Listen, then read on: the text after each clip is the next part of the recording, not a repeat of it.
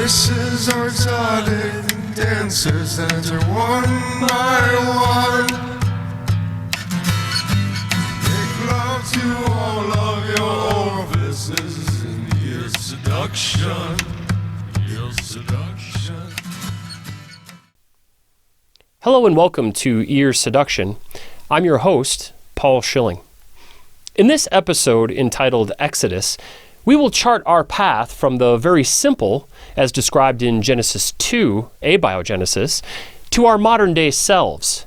The big question we are answering is, who are we? Or perhaps, what are we? Of all the answers we've provided so far, this is probably going to be the most controversial.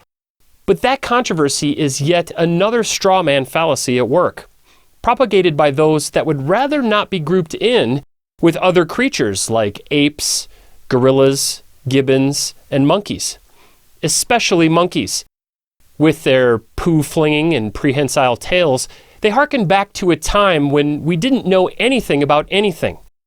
And when we watch the way in which monkeys often behave, it shows. Many of us don't want to see our past as just one of the many deviations from something like a modern-day monkey to what we see in the mirror every morning. It gets even more uncomfortable for some of us when we start to recognize our ape origins in the people we observe at social gatherings. The answer to this question is now personal. It now reflects back onto us directly. So directly, in fact, that we can see humanity's resemblance to other great apes in our children, especially babies. A baby under the age of 6 months is almost identical to their bonobo and chimpanzee counterparts. Did you know you can tickle a baby bonobo and it laughs just like a baby human? Should we consider chimps and bonobos human? Psychologically speaking, that is a very difficult thought for our brains to ponder.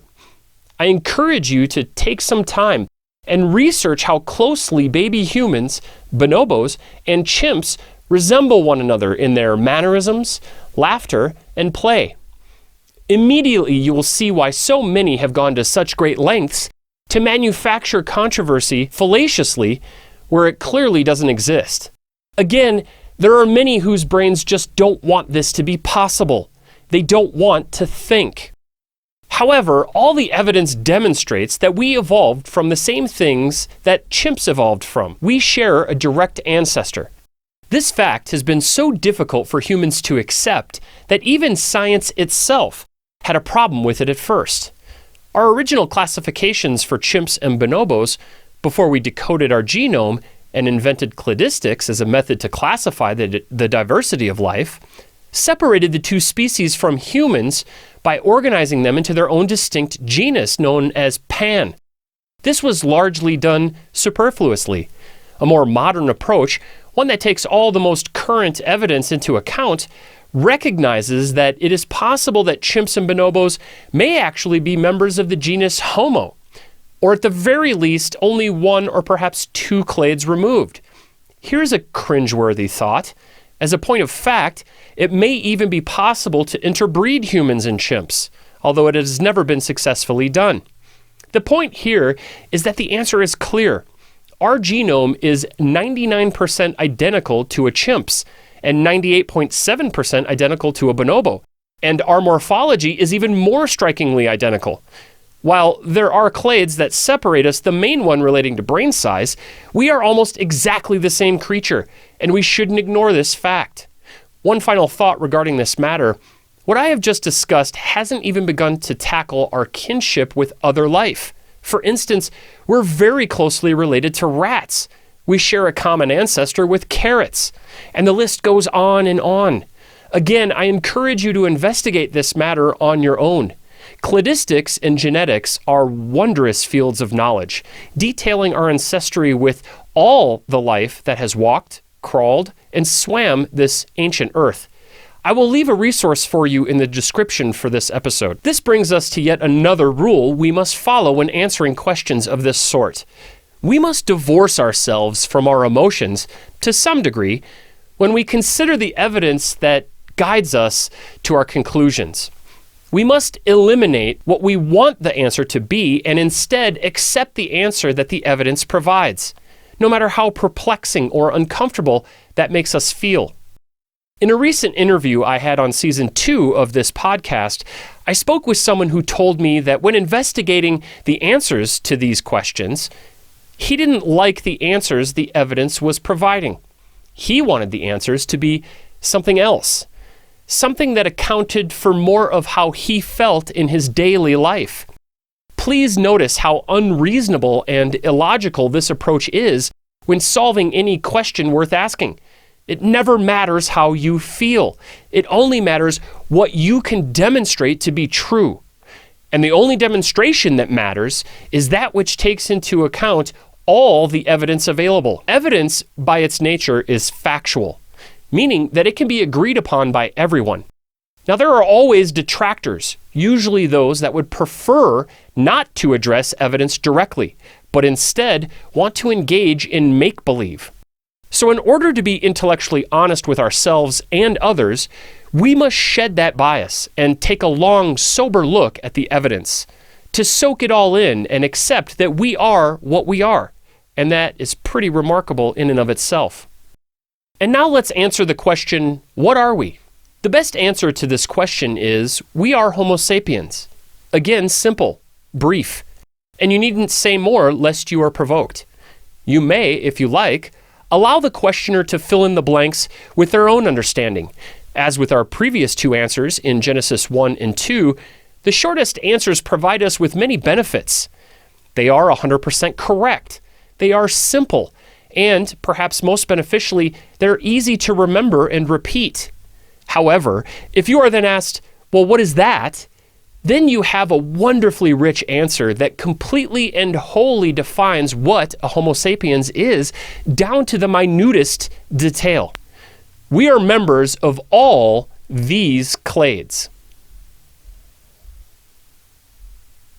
Starting with Eukarya and highlighting some of the clades that you may be familiar with, we are Bilataria, Vertebrata, Amniota, Mammalia, Placentalia, Primata, and finally, Homo sapiens. The list on the screen right now are all the clades that we currently belong to. In those clades, or classifications, we are completely indistinguishable from one another. No matter who we are, no matter where we come from, no matter what our sex or gender or color or creed, and no matter where we currently live, we are all Homo sapiens. And remember, a Homo sapiens is comprised of all these clades. While this is the most robust description of humanity ever discovered, many of these words are completely unknown by almost everyone, including me. So let's unpack this answer a little to get into the particulars. I will leave this list of clades in the description below. Please take a moment and look up some of these words. Marvel at the rich details provided for you, and keep in the front of your mind that each one of these describes you personally. Before we unpack any one clade, I want to share with you this definition that brings us all the way through to primates. This clade will likely be known to most of you and is sometimes used as a synonym for Homo sapiens.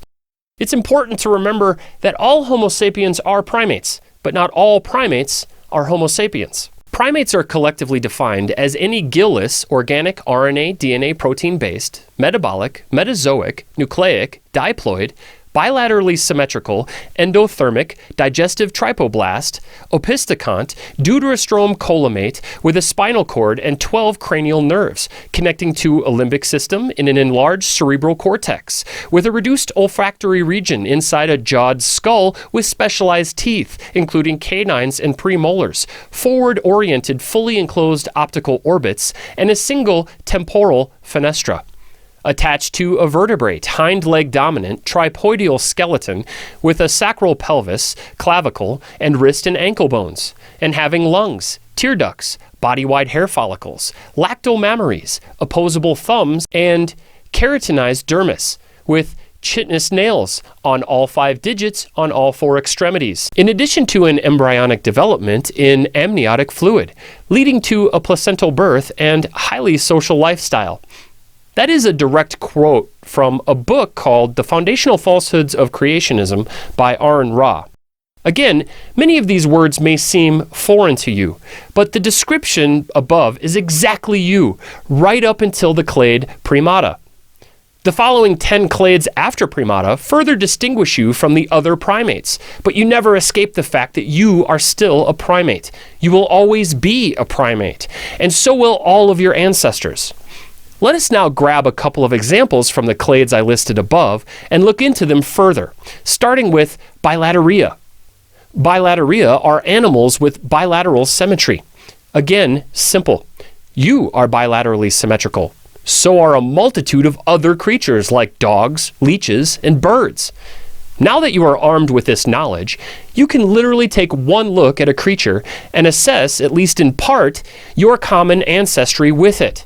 The next time you go fishing, you can look at a leech and know, without any doubt, that you share an ancestor with that leech, due to the fact that both you and the leech are bilaterally symmetrical. The evidence is literally squirming in your hand. There are further details to this clade, such as having a head end, or mouth, a tail end, or anus, and a gut that connects the two ends, all encapsulated in a cylindrical body. Does that sound familiar? It should. That's you. One interesting side note here is that the scientific method has uncovered that bilateral symmetry is largely responsible for the human concept of beauty. Thanks to our bilaterian ancestors, we perceive beauty as symmetry. I mention this only to highlight how a firm understanding of science, cladistics in this case, can shed light on so much of our human experience. Bilataria is only our fourth clade, historically speaking, and therefore one of our least complex. In fact, one interesting way to consider these clades is that the more ancient you get, generally, the more simple the life form. This doesn't mean that we are the most complex life form on the planet, but it does mean that our life, along with all others, evolved from a much more simple organisms. Let's grab another clade from the list. How about Reptiliomorpha? Reptiliomorpha are characterized in three ways that mirror our own morphology: narrow premaxilla, vomers that taper forward, and phalangeal formulae of the foot. Let's start with premaxilla, which is a small cranial bone at the tip of the upper jaw that often bears teeth. We have this bone, as do the other species of the clade Reptiliomorpha. Species that first evolved about 340 million years ago and still persist to this day as us, but also as elephants. Now let's get back to some more clades. Let's consider Catarrhini. This might be the most controversial of the clades above. This is because it demonstrates that we, in fact, evolved from monkeys. Old world monkeys, to be exact. The distinction being that our nostrils face downwards rather than sideways. We never had prehensile tails, and our teeth follow a 2-1-2-3 pattern. That's 2 incisors, 1 canine, 2 premolars, and 3 molars on each side of your upper and lower jaws. We also live in social groups, sleep at night, and are active during the day. Finally, we have grasping hands, and we are apes. Keep in mind that not all Catarrhini are apes, but all apes are Catarrhini. To be more specific, ape describes a tailless of larger stature and ground-dwelling species of Catarrhini. This should all sound very familiar now. Look in the mirror and count your teeth. Don't forget your wisdom teeth. Notice which way your nostrils point. Downward. Turn around and check your rear end. Do you see a tail? No? Then you're looking more and more Catarrhini to me.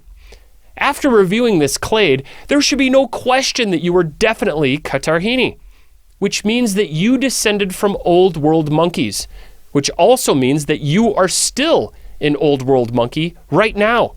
So try not to be too offended by this fact. After all, there's nothing wrong with being a monkey. Let's take a moment to revel in the richness of language that we are exposed to when reading about cladistics. Consider phalangeal. What an interesting word.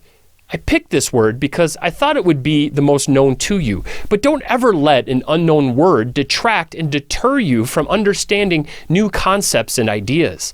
Take these seemingly foreign words and learn about them. Look them up. read about what they mean, plug them into the overall concept of what Reptiliomorpha means, and keep doing those steps until the words themselves seem to become second nature. If you truly want to know what you are and where you came from, this is a method for finding the answer. The long list of clades above describe what you are and where you come from. But the short answer is that you evolved. You evolved from the same things that everything else did, and in accordance with the same processes, starting from basic cell walls, spontaneously forming around ribonucleotides and amino acids, and arriving right where you are at this moment. Probably wondering, who is this weirdo that I'm watching, and why is that goatee? Or perhaps you're having a scratch. I could go on and on regarding the clades above, and perhaps I will in future episodes. But for now, we have enough to arm ourselves with the answer to the big question posed earlier. Our cladistic and genetic history tells the story of our exodus through time to our modern day form. It gives us multitude of facts to learn and highlights points where our genetics and morphology changed so that we could become what we are today. Somewhere along the way, a fusion happened at chromosome 2 that very likely led to our mouths being different shaped and our brains enlarging to the point where we were able to invent language, abstract thought, and information stored externally from our brains. We charted a path through our prehistory and into the modern day by leveraging those unique changes, and we should be proud of that, or at least grateful. Again, we are very special creatures that evolved very distinctly from our closest ancestors, despite the fact that we are genetically and morphologically nearly identical to them. We cannot describe our ancestors without first describing ourselves. So take some time away from your scratching and smile, knowing that you are a wonderful chordate, snacking on chips fed through a digestive system that formed deuterostromically. And try not to scratch your blastopore and then dig around in your optical orbits, because that can lead to pink eye. And we know all of this because we invented the scientific method, which we will cover in the next episode, Leviticus. Thank you, and this has been Ear Seduction.